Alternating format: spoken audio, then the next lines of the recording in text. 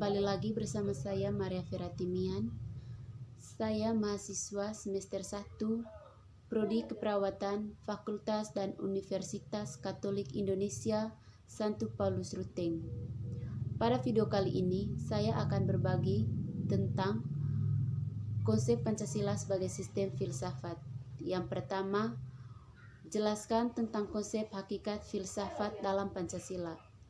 Yang kedua, deskripsikan dan jelaskan hakikat dari sila-sila Pancasila. Yang ketiga, deskripsikan dan jelaskan arti dari 5 lambang sila Pancasila. Oke. Ini adalah tugas mata kuliah Pancasila dengan dosen pengampu Bapak Yohanes Jakri MKes. Selamat menyaksikan. Yang pertama tadi, jelaskan tentang konsep hakikat filsafat dalam Pancasila. Filsafat Pancasila adalah penggunaan nilai-nilai Pancasila sebagai dasar negara dan pandangan hidup bernegara. Dalam prinsipnya, Pancasila sebagai filsafat merupakan perluasan manfaat dari yang bermula sebagai dasar dan ideologi, merambah hingga produk filsafat atau falsafah. Yang kedua, deskripsikan dan jelaskan hakikat dari sila-sila Pancasila. Yang pertama, ketuhanan yang Maha Esa. Ketuhanan berasal dari kata Tuhan, ialah pencipta segala yang ada dari makhluk. Yang Maha Esa berarti yang Maha Tunggal, tiada sekutu, Esa dalam zatnya, Esa dalam sifatnya, Esa dalam perbuatannya. Artinya bahwa satu Tuhan tidak terdiri dari zat-zat yang banyak lalu menjadi satu. Bahwa sifat Tuhan adalah sempurna. Bahwa perbuatan Tuhan tidak dapat disamai oleh siapapun. Jadi, ketuhanan yang tidak Maha Esa mengandung pengertian dan keyakinan adanya Tuhan yang Maha Esa, pencipta alam semesta beserta isinya. Keyakinan adanya Tuhan yang Maha Esa itu bukanlah suatu dogma atau kepercayaan yang tidak dapat dibuktikan kebenarannya melalui akal pikiran, melainkan suatu kepercayaan yang berakal pada pengetahuan yang benar yang dapat diuji atau dibuktikan melalui kaidah-kaidah logika. Yang kedua, kemanusiaan yang adil dan beradab. Kemanusiaan berasal dari kata manusia, yaitu makhluk berbudi yang mempunyai potensi rasa, karsa, dan cipta. Karena potensi inilah manusia menduduki martabat yang tinggi. Dengan akal budinya manusia menjadi kebudayaan. Dengan budi nuraninya manusia menyadari nilai-nilai norma-norma. Adil mengandung arti bahwa suatu keputusan dan tindakan didasarkan atas norma-norma yang objektif, tidak subjektif, apalagi sebenang-benang. Yang ketiga, Persatuan Indonesia. Persatuan berasal dari kata satu yang berarti bersatunya. Bermacam corak yang beraneka ragam menjadi satu kebulatan. Indonesia mengandung 2 makna, yaitu makna geografis dan makna bangsa dalam arti politis. Jadi, Persatuan Indonesia adalah persatuan bangsa yang mendiami wilayah Indonesia. Bangsa yang mendiami wilayah Indonesia bersatu karena didorong untuk mencapai kehidupan yang bebas dalam wadah negara yang merdeka dan berdaulat.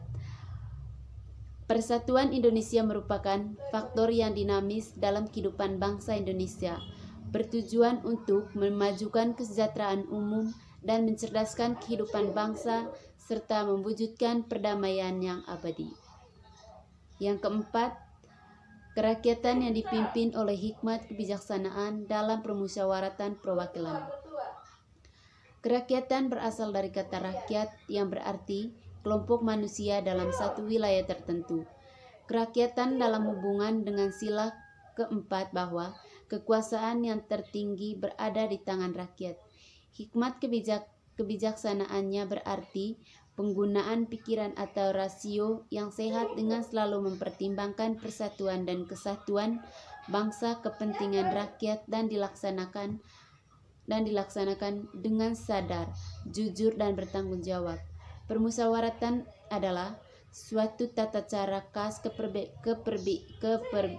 kepribadian Indonesia untuk merumuskan suatu tata cara khas kepribadian Indonesia hingga mencapai keputusan yang berdasarkan kebulatan pendapat atau mufakat.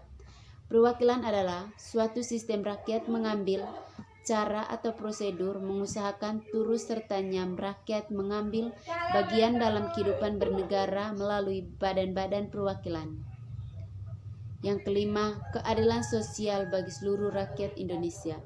Keadilan sosial berarti keadilan yang berlaku dalam masyarakat di segala bidang kehidupan, baik materi maupun spiritual. Seluruh rakyat Indonesia berarti setiap orang yang menjadi rakyat Indonesia, baik yang berdiam di wilayah kekuasaan Republik Indonesia maupun warga negara Indonesia yang berada di luar negeri.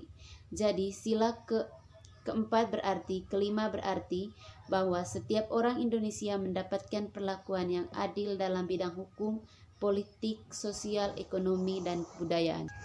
Oke, yang ketiga, deskripsikan dan jelaskan arti dari 5 lambang sila Pancasila. Yang pertama, bintang. Lambang bintang emas dan perisai berlatar belakang warna hitam dijadikan sebagai sila pertama dalam Pancasila yang berbunyi ketuhanan yang Maha Esa. Pada bintang berwarna kuning bersudut 5, bintang diartikan sebagai sebuah cahaya seperti Tuhan yang menjadi cahaya. Yang kedua, pohon beringin. Lambang pohon beringin mencerminkan sila ketiga Pancasila yang berbunyi Persatuan Indonesia. Pohon beringin dengan nama Latin Ficus berjamina itu merupakan pohon Indonesia yang berakar tunggal panjang yang masuk ke dalam tanah, sangat menunjang pohon beringin yang berukuran sangat besar. Yang ketiga, rantai emas. Rantai emas merupakan lambang dari sila kedua yang berbunyi kemanusiaan yang adil dan beradab. Yang keempat, kepala bintang. Lambang kepala bintang di latar berwarna merah mencerminkan sila keempat Pancasila yang berbunyi kerakyatan yang dipimpin oleh hikmat kebijaksanaan dalam permusyawaratan perwakilan. Bintang atau lembu liar adalah hewan yang gemar berkumpul.